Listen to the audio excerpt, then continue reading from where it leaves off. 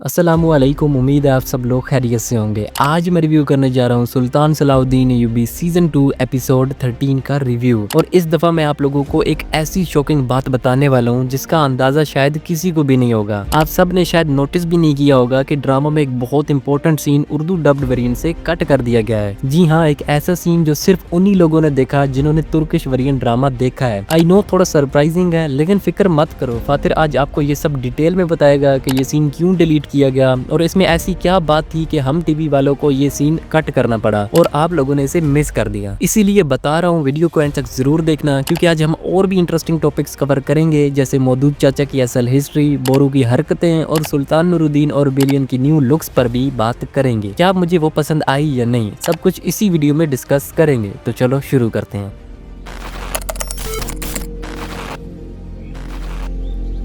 अब मुझे यकीन है कि आप में से बहुत से लोगों को ये बात मालूम ही नहीं होगी कि ड्रामा में एक बहुत इंपॉर्टेंट सीन कट कर दिया गया है। हाँ, कुछ लोग जरूर जानते होंगे जिन लोगों ने तुर्किश लैंग्वेज में पूरा ड्रामा देखा था। ये सीन उस वक्त का है जब सलाहुद्दीन फातिमी खलीफा के पास जाकर बताते हैं कि तुम्हारी सल्तनत अब खत्म हो चुकी है। ये सीन सुल्तान सलाहुद्दीन अय्यूबी सीजन 2 एपिसोड 48 में था और टाइम था 16.06 सेकंड्स। उस वक्त खलीफा कहता है कि तुमने अजान क्यों बदल दी, और वहीं से हम टीवी वालों ने पूरा सीन कट कर दिया। यानी जहाँ सलाहुद्दीन का जवाब आता है वो ऐसा आप तक पहुंच ही नहीं पाया। मैं पहले भी अपने रिव्यू में बता चुका हूं कि ड्रामा के अंदर अब शिया वर्सेस सुन्नी वाली सिचुएशन दिखाई जा रही है। अब ये एक सेंसिटिव इशू है और आप सबको पता है पाकिस्तान में रोज किसी न किसी पर गुस्ताखी का फतवा लग जाता है। हर तरफ मुनाजरे और इख्तलाफी मौजूआत चलते रहते हैं और शिया वर्सेस सुन्नी का मसला तो सदियों से चला आ रहा है। इसी वजह से मुझे लगता है कि हम टीवी वालों ने ये सीन कट कर दिया ताकि अननेसेसरी हेट ना मिले, क्योंकि ये सीन अगर पूरा चलाया जाता तो पाकिस्तान के अंदर के शिया के लोग भड़क सकते थे और चैनल को मैसिव बैकलैश मिलता। अब मैं आप लोगों को बताता हूँ कि उस सीन में असल में बात क्या थी, क्योंकि मुझे याद है मैंने पहले ही तुर्किश वेरिएंट में उर्दू सबटाइटल्स के साथ ये ड्रामा देखा था, तो मुझे एग्जैक्ट डायलॉग याद है। तो असल में जब खलीफा कहता है कि तुमने अजान तब्दील क्यों की,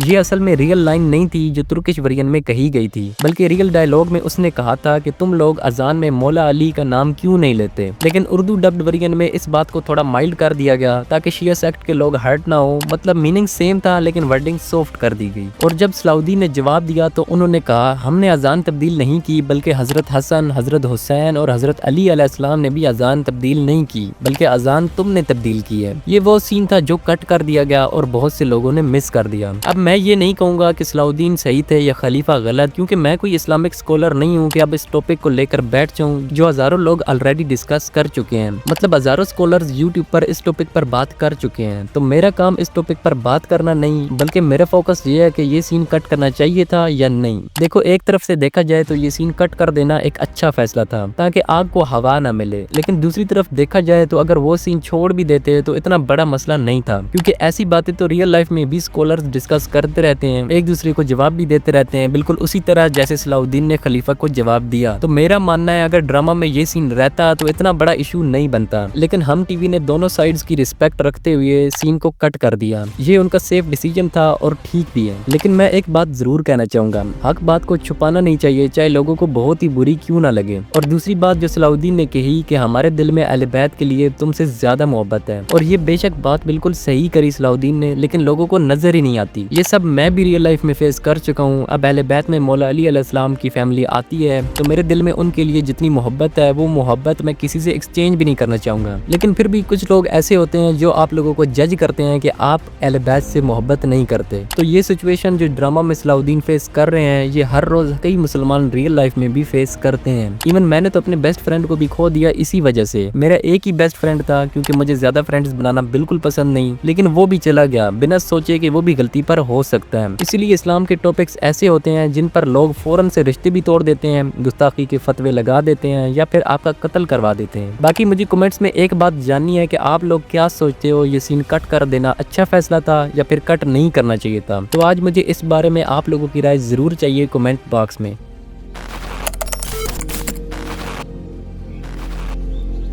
तो अब मौदूद चाचा की बात कर लेते हैं, जिन्हें हमने ड्रामा में सुल्तान नूरुद्दीन के भाई के तौर पर देखा है, लेकिन क्या ड्रामा ने उन्हें वैसे ही दिखाया जैसे वो असल जिंदगी में थे या नहीं। मौदूद, जिन्हें कुतुबुद्दीन मौदूद भी कहा जाता था, जंगी सल्तनत के एक अहम हुक्मरान थे। वो इमादुद्दीन जंगी के बेटे और मशहूर सुल्तान नूरुद्दीन जंगी के छोटे भाई थे। उनकी पैदाइश तकरीबन 1123 AD के आसपास मौसूल में हुई। उनके वालिद इमादुद्दीन जंगी क्रूसेडर्स के खिलाफ कई जंगें लड़ी और उनके बहुत खिलाफ थे, लेकिन 1146 में वो अपने खुद के गुलाम के हाथ से ही कत्ल कर दिए गए और उसके बाद उनकी पूरी सल्तनत उनके बेटों में तकसीम हो गई। बड़ा बेटा सैफुद्दीन गाजी I को मसूल और इराक में ले, जबकि नूरुद्दीन जंगी को हलब और सीरिया। उस वक्त मौदूद जवान थे और उनके हिस्से में कुछ भी नहीं आया, लेकिन जब 1149 में सैफुद्दीन गाजी I का इंतकाल हुआ तो मौदूद ने मौसूल संभाल लिया। उन्होंने अपने भाई नूरुद्दीन जंगी को अपना हाकिम तस्लीम किया और इसी से जंगी सल्तनत के दो बड़े शहर मौसूल और हलब एक हो गए। ये मुस्लिम इत्तेहाद क्रूसेडर्स के खिलाफ एक नया मोड़ था। मौदूद ने 1149 से 1170 तक मसूल पर हुकूमत की।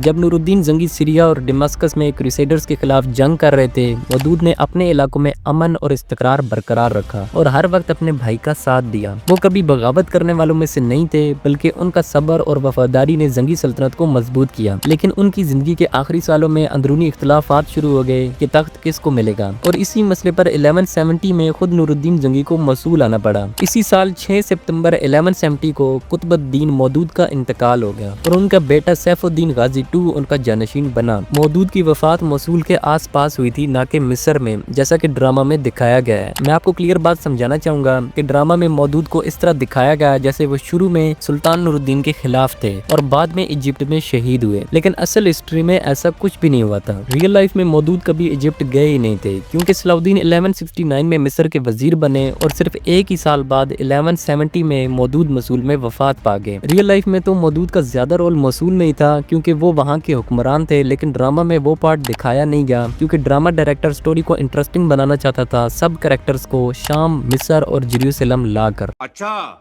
चलो अब थोड़ी सी बोरू बे की बात कर लेते हैं। हो सकता है आपको बोरू बे पसंद हो या शायद ना हो, लेकिन मुझे कुछ वजूहात की वजह से बोरू पसंद नहीं आया, खासकर स्टार्टिंग की कुछ एपिसोड्स में, क्योंकि बस बोरू को अपनी मनमानी करने की पड़ी रहती है और इसी वजह से सलाउद्दीन और नूरुद्दीन जंगी भी मुश्किल में फंस गए। देखो, सुल्तान नूरुद्दीन खुद किसी बड़ी मुश्किल में तो नहीं फंसे, बस उन्हें इंतकाम लेने का मौका नहीं मिल रहा, मगर सलाउद्दीन जरूर मुश्किल में फंस गए हैं, क्योंकि उन्होंने बोरू पर भरोसा किया और बोरू ने तुरंत उनका भरोसा तोड़ दिया। ड्रामा के हिसाब से बोरू को आई हुई अभी 1-2 दिन ही हुए हैं, लेकिन उसकी हरकत ने सिर्फ उसकी इज्जत ही खराब नहीं की, बल्कि सलाउद्दीन को शर्मिंदा करने पर मजबूर कर दिया। मैं मानता हूँ कि बोरू एक रियल हिस्टोरिकल कैरेक्टर है, लेकिन मैं यहाँ ड्रामा के पॉइंट ऑफ व्यू से बात कर रहा हूँ कि बोरू का जो मूव दिखाया गया उसे देखकर मुझे बहुत गुस्सा आया। मुझे बिल्कुल उम्मीद नहीं थी कि बोरू ऐसा करेगा। हाँ, ये हकीकत है कि बोरू ने अपने कुछ दोस्तों को बचाने के लिए राकीब को अपने साथ ले गया, लेकिन ये बहुत ही बचकाना और घटिया फैसला था। सोचो, अगर बोरू ने राकीब को दे दिया होता तो सलाउद्दीन और नूरुद्दीन जंगी उससे मालूमात निकलवा लेते और बोरू को अपने दोस्त मिल जाते। इस तरह इतना बड़ा मसला बनता ही नहीं, लेकिन प्रॉब्लम ये है कि वो बिना कॉन्सिक्वेंसेस सोचे फैसले लेने लग जाता है। इसी वजह से मुझे स्टार्टिंग में बोरू का कैरेक्टर पसंद ही नहीं आया। बाकी आप लोग बताओ, आप लोगों को बोरू की ये हरकत सही लगी या गलत?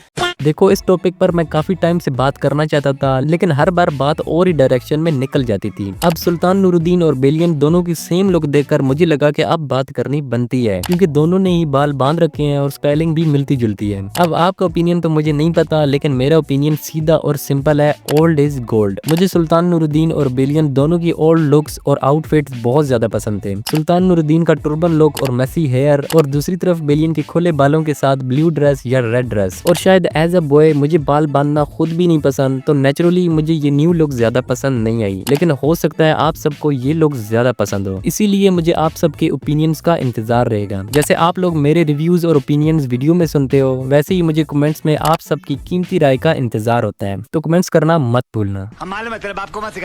खैर, यही था आज का रिव्यू। उम्मीद है आप सब लोगों को पसंद आया होगा। अगर पसंद आया तो जल्दी से लाइक ठोको, देर बिल्कुल नहीं होनी चाहिए। मिलते हैं किसी नेक्स्ट वीडियो में। अल्लाह हाफिज।